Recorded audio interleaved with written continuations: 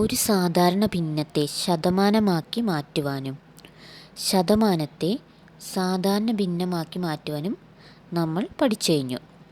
ഇനി ശതമാനം എന്ന ടോപ്പിക്കിൽ വരുന്ന മറ്റൊരു ടൈപ്പ് ആണ് നമ്മളിന്ന് നോക്കുന്നത്.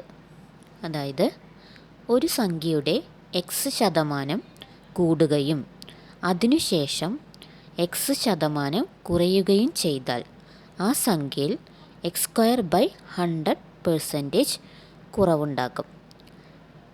ഇതാണ് ഒരു റൂള്. ഇനി നമ്മളത് കുറച്ച് എക്സാമ്പിൾ ഉപയോഗിച്ച് വിശദീകരിച്ച് നോക്കാം. അപ്പോൾ ഒരു സംഖ്യയുടെ 20% കൂടുകയും 20% ആ സംഖ്യയുടെ തന്നെ 20% കുറയുകയും ചെയ്താൽ ആ സംഖ്യയിൽ എന്താണ് സംഭവിക്കുക, എന്ത് വ്യത്യാസമാണ് സംഭവിക്കുക എന്ന് നോക്കാം. അപ്പോൾ നമുക്കറിയാം x² 100 ആണെന്ന് അറിയാം, കുറവുണ്ടാകുമെന്ന് അറിയാം. അപ്പോൾ എക്സിൻ്റെ പ്ലേസിൽ നമ്മൾ 20 ഇട്ട് കൊടുക്കാം. അപ്പോൾ 20² 100 എന്ന് പറഞ്ഞാൽ 400. 400/100 എന്ന് പറയുമ്പോൾ 4% സംഖ്യയിൽ കുറവ് ഉണ്ടാകും.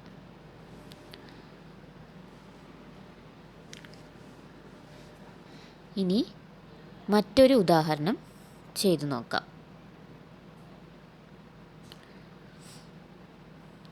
30% ഒരു സംഖ്യയുടെ 30% കൂടുകയും ആ സംഖ്യയുടെ 30% കുറയുകയും ചെയ്താൽ ആ സംഖ്യയിൽ എന്ത് വ്യത്യാസമുണ്ടാകും? 30²/100 = 900.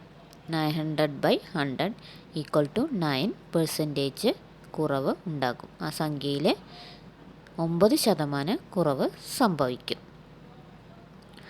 അപ്പോൾ ഒരു സംഖ്യയുടെ എക്സ് ശതമാനം കുറയുകയും അതിനുശേഷം എക്സ് ശതമാനം കൂടുകയും ചെയ്താൽ എങ്ങനെയായാലും x²/100% കുറവുണ്ടായിരിക്കും.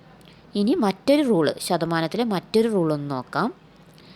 എക്സിൻ്റെ y ശതമാനമോ വൈയുടെ എക്സ് ശതമാനവും തുല്യമായിരിക്കും.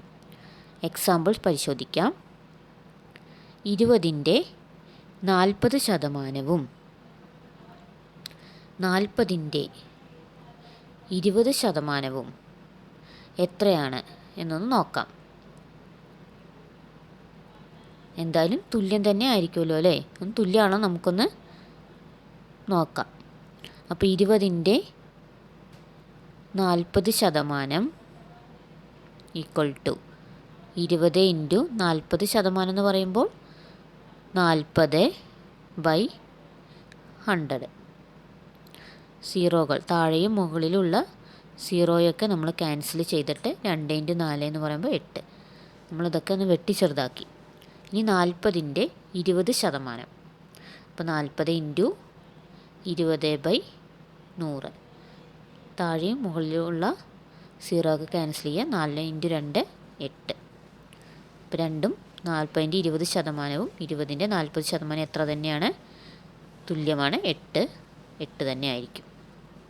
ഇനി മറ്റൊരു എക്സാമ്പിൾ നോക്കാം. 30ൻ്റെ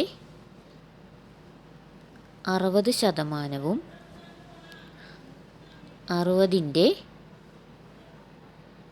30%വും എത്രയായിരിക്കും നോക്കാം.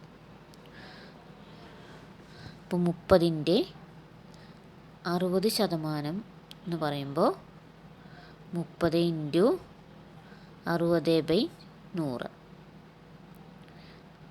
സീറോയൊക്കെ ക്യാൻസൽ ചെയ്യാം. 6 × 3 18. ഇനി 60ൻ്റെ 30%. അപ്പോൾ 60 × 30/100 = സീറോ ക്യാൻസൽ ചെയ്യുക. 6 × 3 18 തന്നെ. അപ്പോൾ നമ്മൾ ശതമാനം എന്ന ടോപ്പിക്കിലെ 4 ടൈപ്പാണ് നമ്മൾ പഠിച്ചത്. ഇനി ഇതിൽ വരുന്ന ബാക്കി ടൈപ്പുകൾ നെക്സ്റ്റ് ക്ലാസ്സിൽ ഉണ്ടായിരിക്കും. Thank you.